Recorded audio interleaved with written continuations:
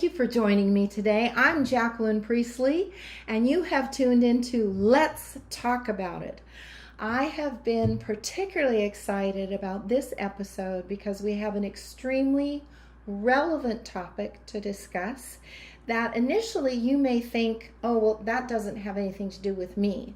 But you will discover as we talk today, it has something to do with all of us.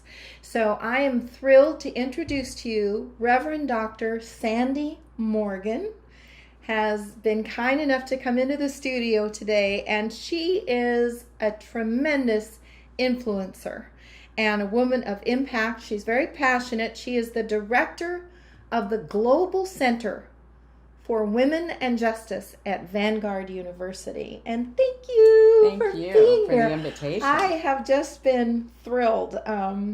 I was up in Portland this last week and just thinking about, yay, I can hardly wait till I'm back in town and we're going to do this show together. So we have so much to learn. Now, you have been an active teacher in the healthcare field, educator, and then you're an RN. Yes, ma'am. And you were you doing acute care for?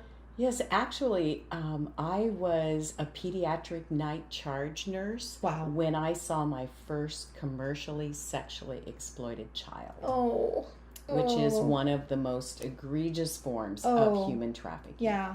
Oh my gosh. I can't even imagine what that would be like to be confronted with that and then have to care for that little one. And no wonder you're so passionate. That's right. And this is a life calling for you. No wonder. I mean, I have so many questions for you because we were talking before the show and I was saying to Sandy, so many of us, this is such a grotesquely uncomfortable subject matter that I don't know about you all, but part of me just recoils. And it's almost like, I don't want to think about it. I don't want to look at the pictures. I don't want to know. Don't tell me. And we were saying that a lot of good people of various faiths, good people, are kind of doing the ostrich thing, where it's so uncomfortable, we just kind of want to stick our head in the sand. And we think, well, I'm just one person. I can't do anything anyway, so I just won't think about it. What do you say when someone thinks that way? Because it's such a huge issue that it can make those of us who feel powerless about it, it can make us just kind of shrink back and assume I'll just not get involved. And we hide mentally and emotionally from it. And we feel powerless. So we think, I'm just one person, therefore I won't do anything, which is, how do you even... Well, it's a lot easier to talk to my Christian community about this because we share some common values. Yes. And we understand that this isn't actually an option. This is something we are mandated to do. In Proverbs 31:8, it says, be a voice for the voiceless, ensure justice for those being crushed.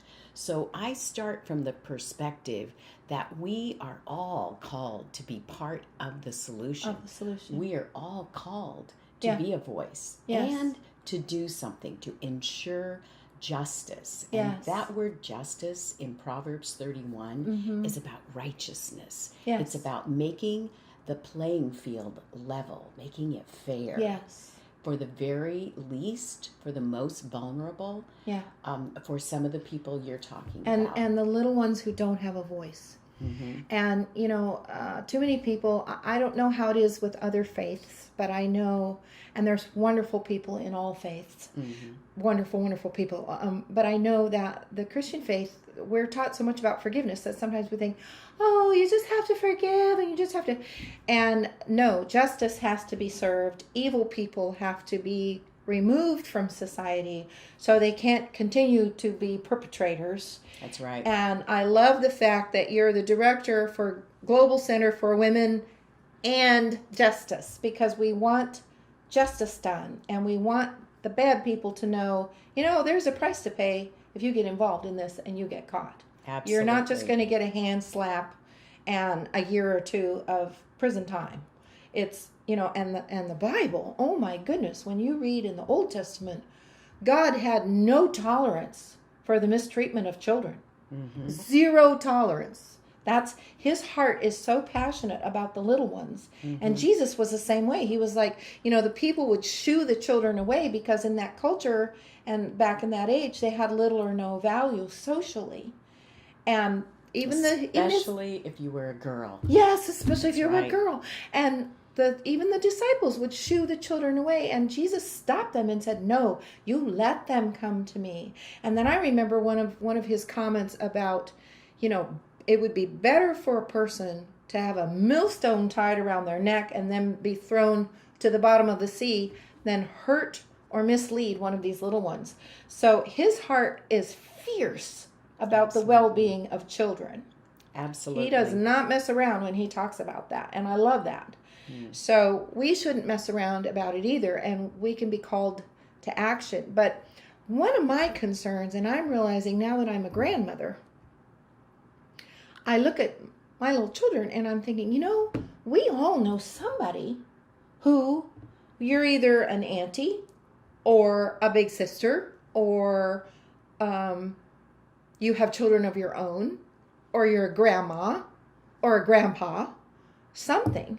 And so it is something that affects all of our lives. Or we have dear friends where maybe we're not a grandparent yet, but we have dear friends. We would just be so heartbroken if we found out one of their children got kidnapped. I know somebody whose child was kidnapped. I even have a former roommate who her sister was kidnapped when she was 40. So this is no joke. And her children were left orphans. So it's far-reaching.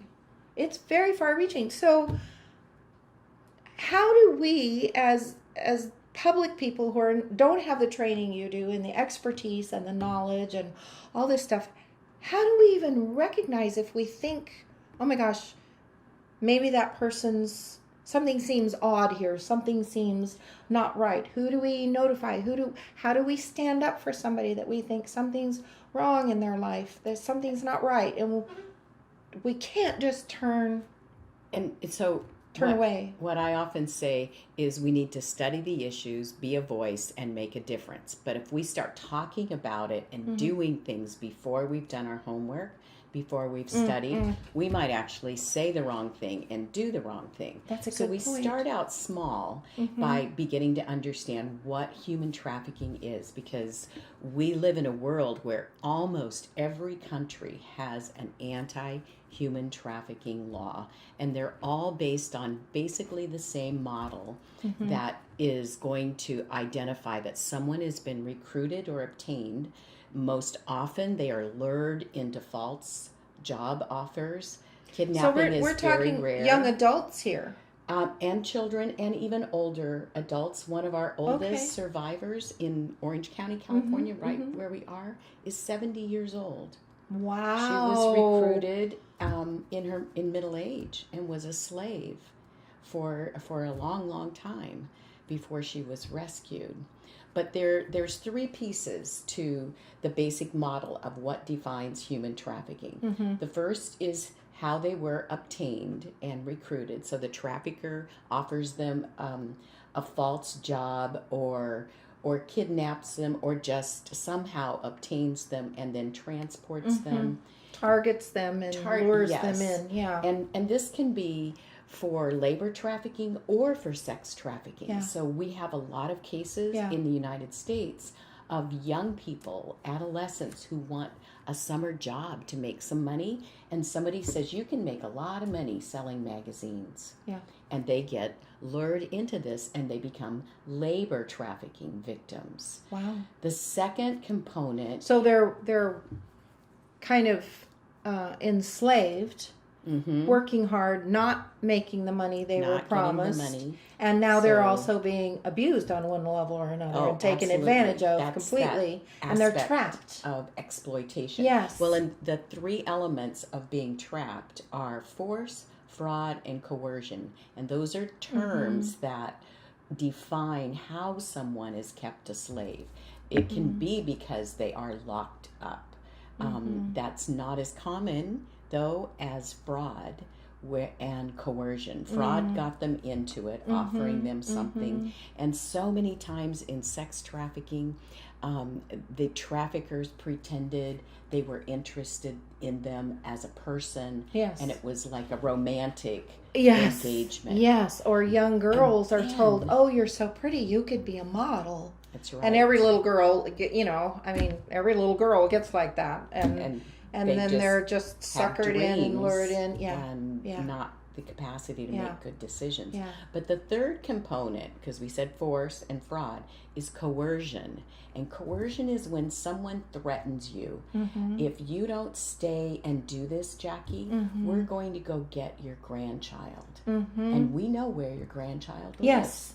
And they so give you the you're not information, and going you realize, to- oh my gosh, they do Yes. know. And so you're completely immobilized because of the fear caused by that threat. And, I lived in Greece for 10 years. You and your husband did missionary work Yes. over there. Yeah. And that's where I began to understand how invisible victims were because of this element of coercion, of threats. So a girl didn't have to be locked in a brothel. She could stand on the street corner, and her shackles were in her mind. In her mind. Where she was afraid for a family member. When one of our survivors there filled out a job application, she thought she was coming to Greece on a job. And so And she an adventure. gave all of her home information, all of her family, Everything about her. next of kin, Yeah. Oh my and gosh. came with dreams. Gosh. And then when she was there, they used that to say, "See, we know where." We have everything. Yeah. Yes. Yeah. The other thing too is, I think I had a girlfriend whose her children were 2-3 years older than mine, and so her little boy was 6, and my daughter was 3, and she started telling me that her son started to get very weird when the babysitter would come over, and the babysitter was 17. Well, it turns out over a period of time they discovered that the babysitter was molesting her 6-year-old son. So if you've got babysitters and your children all of a sudden are like, "No, I don't want them to come over," no, pay attention. Something's wrong, and the child doesn't know how to say necessarily this and this and this is being done to me. But it gave me a heads up, and I started to teach my daughter, I put a little one-piece bathing suit on her, and I said, nobody is allowed to poke your body or pinch your body or bite your body or slap your body or you're not, you are important and you are special and we love you and God loves you. And I am so glad I did that. I started teaching her that when she was 3. When she was 4.5, she was playing 3 houses down. That was the limit I would draw chalk. And there were a bunch of boys that came walking down the street, unbeknownst to me. They were 11 or 12. She was on her little tricycle. I was peeling potatoes, and I got this strong nudge from God, go outside now. And there's my little 4-year-old with her little tricycle stuff, and I see this crowd of boys, and I started running, and she was in the middle of them, and they were trying to pull her clothes off, and they were mocking her, yanking her hair, and all she knew to say was, "You can't do that to me, you stop it, you can't do that to me." And at least she knew, you're not supposed to be treating me this way. But what if I wouldn't have? Right. And what if I wouldn't have known the voice of God to receive that nudge? We have to equip our little ones. But some of the most vulnerable kids are in communities where they're around a lot of people with substance abuse disorder issues. They have parents who are drug addicted. And single and bringing in boyfriends or girlfriends who are mistreating children. Those children? Who's going to protect those children? Because unfortunately, their mommy or their daddy or their auntie is not able to protect them. Yeah. And so then those kids generally are identified because somebody does report it, and they're taken out of that for their own safety and placed in our child welfare system. Yeah. But those kids then have issues that keep surfacing. Yeah. So then when the trafficker, also we would call a pimp, shows up, see that child is so vulnerable. Immediately, Yes. this is a child who's insecure. Yes. And they identify them quickly. Yes. And they're easy to target. So when we are doing prevention with our kids are really pretty safe. Yes. But who's doing prevention for those other with kids? These kids Yeah. whose parents have not been present? Yeah. Yeah. That's a really important piece of reducing vulnerability of the least of these, is treating every child in your community like they belong to you. Yes, and watching out for them and getting to know them and their little personalities, so that we know when that child is happy, and then we know from that little face something's wrong. I have neighbors with young children and babies, and as a former mom of little ones, I know the tones of cries, and then I know the hysterical, something's wrong with that baby. And I struggle with it, but I'll go knock on the door, and I'll say to the mom, "Are you okay? Are you having a stressful day? Can I go to the grocery store and get you anything? Or can I help sit for 10 minutes while you just walk outside and get a mommy break?" And I try to do it lighthearted, but what I'm really doing is I'm checking on that child to be sure she's not so stressed that all of a sudden you have a little one that's being abused on whatever level. And that's so important, because sometimes when people first start looking at human trafficking, they're looking at the end result and how do we rescue that girl out of a brothel, out of the control of the trafficker or the pimp. And they don't actually think about, how could I have been part of her never patterns getting in there? the bud? Yes. That's right. Yes. And that kind of prevention. Yes. And that's really where the church is so Naive. well positioned to be a part of fighting human trafficking. They're well positioned, but I think they have to wake up.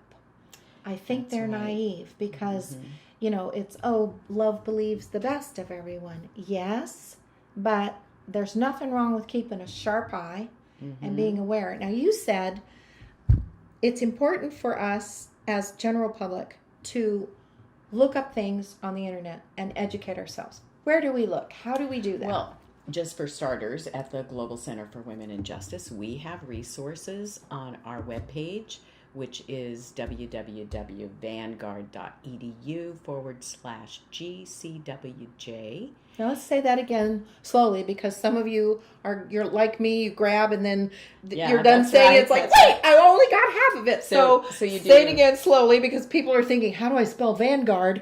And then they're not catching the second half. Right. So the www. and then VANGUARD. Okay. .edu. Whenever you're at a university, it means education. So edu. .edu, and then that / Yeah. Okay. and then the initials of the Global Center for Women and Justice, GCWJ. Perfect. And you can find links to our podcast. We do you have podcasts. a podcast Wonderful. twice a month. It's been recognized nationally and internationally. Wow. Wonderful. We just launched it this year in Wonderful. Spanish. But the idea Fabulous. of study the issues so you can be a voice and make a difference. Lots of resources on that podcast webpage. Wonderful. And the name of the podcast is Ending Human Trafficking. Wonderful. And you can just Google that. Wonderful.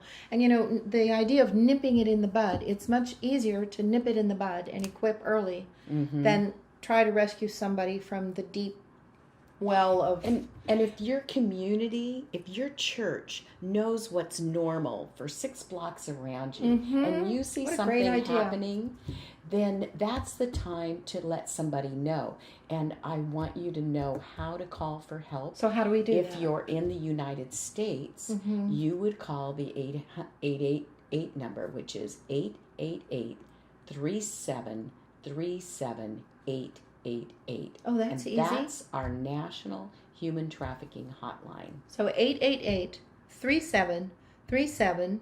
888. You get an A, Jackie. Well, yeah, that's an easy number to remember. That's right. It's like a bookended number. It's such a great hotline because you don't have to be an expert.